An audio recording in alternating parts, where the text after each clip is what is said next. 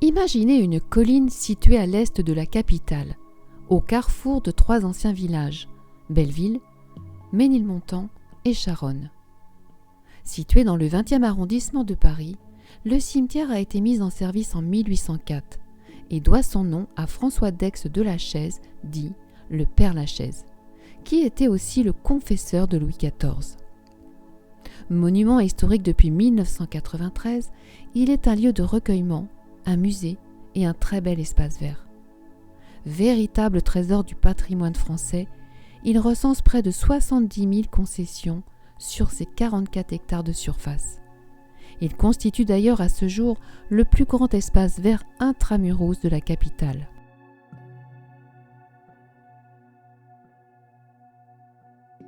Si le Père Lachaise est aujourd'hui très apprécié, cela n'a pas toujours été le cas. En effet, à son ouverture, les Parisiens ont refusé d'adhérer à ce domaine hors de Paris, situé dans un quartier plutôt populaire. 3 ans plus tard, en 1807, le cimetière ne comptait que 62 tombes. Pour séduire et attirer les Parisiens, la mairie de Paris décide de transférer les dépouilles de Molière et de La Fontaine et, en 1830, le nombre de tombes s'élève à 33 000. Molière et Jean de La Fontaine reposent côte à côte dans la division 25. Le cimetière accueille aujourd'hui chaque année plus de 3 millions de visiteurs, ce qui en fait le cimetière le plus visité au monde.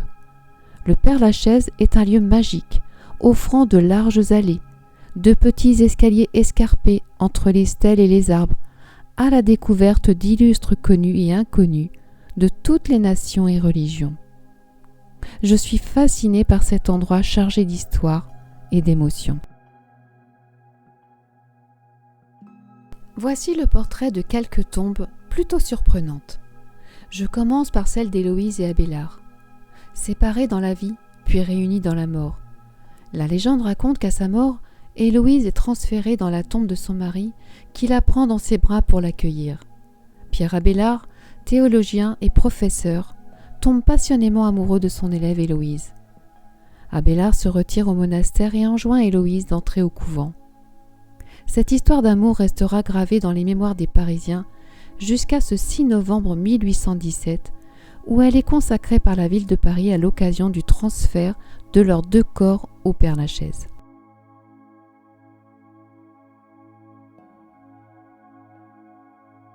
C'est dans un monument à colonnade que repose la baronne de Stroganov, riche aristocrate russe. La légende raconte qu'elle aurait notifié dans son testament que sa fortune serait confiée à celui qui accepterait de passer 1 année à ses côtés dans son caveau. Sur son tombeau, on peut voir les chiffres suivants. Le 8 avril 1818, les 3-8, qui indique la date du décès de la princesse et qui représente le chiffre fétiche des vampires.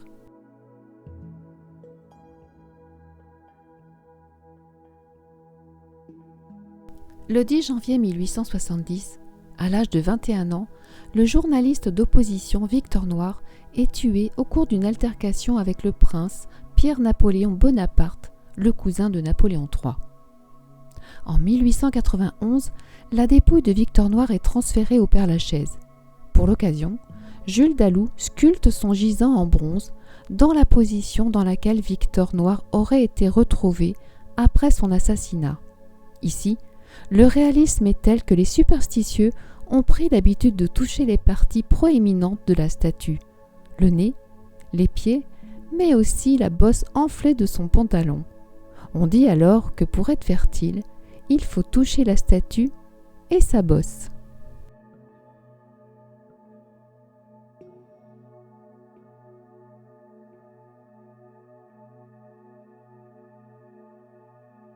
Frédéric Chopin, compositeur et pianiste virtuose franco-polonais, mort en 1849 à Paris. Le corps de Frédéric Chopin se trouve bien à Paris. Mais son cœur, lui, est à Varsovie dans le pilier de l'église de la Sainte-Croix. En effet, Frédéric Chopin avait peur d'être enterré vivant. Alors il confia à sa sœur la mission d'emporter son cœur à Varsovie, près de son lieu de naissance. Son cœur repose bien dans du cognac depuis plus de 160 ans.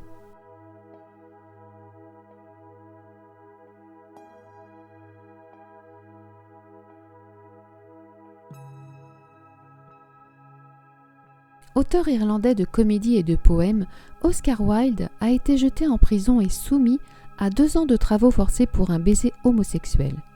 Son monument funéraire a alors été le théâtre d'un rituel plutôt original. Des admirateurs ont décidé de lui rendre hommage en déposant un baiser d'un rouge vif sur l'imposant sphinx ailé qui surplombe sa dépouille. En 2011, pour protéger sa tombe, des grandes parois de verre ont été ajoutées.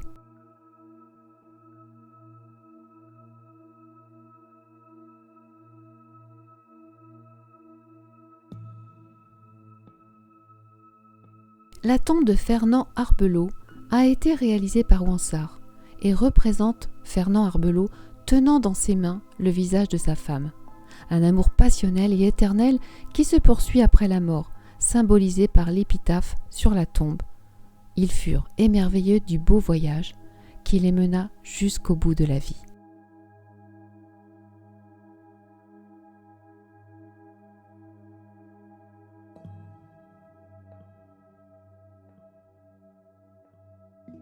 Édith Piaf, enterrée autour de ses amants. Elle est surnommée la Môme, chanteuse légendaire. Elle vécut dans la misère et elle s'enfuit de chez elle à 15 ans pour chanter dans les rues. Elle est repérée par Louis Leplay, qui fit d'elle une idole acclamée par le tout Paris.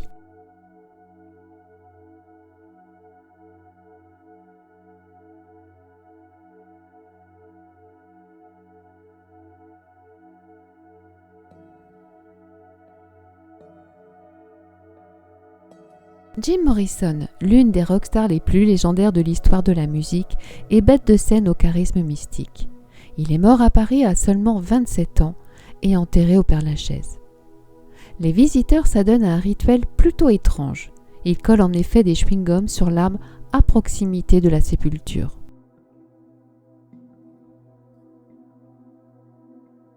Un espace particulier, dédié à la mémoire des déportés, victime de la barbarie nazie. Il est situé dans la 97e division, près du mur des Fédérés.